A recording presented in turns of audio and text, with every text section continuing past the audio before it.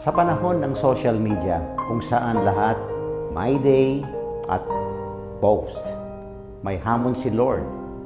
Kaya mo bang gumawa ng mabuti ng walang nakakaalam? Yung tipong secret lang. As Wednesday ngayon, sabi ng gospel, kapag nagdasal o nagfasting ka, huwag mo nang ipangalandakan.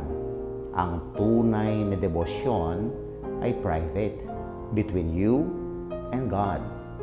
Hindi kailangang i-validate ng likes ng ibang tao ang faith mo. Kasi kung ginagawa mo lang para mapuri, nakuha mo na ang reward mo.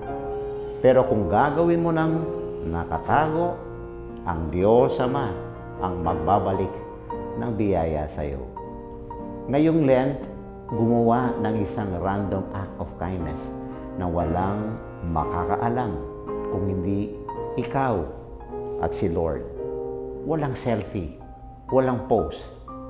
Secret lang.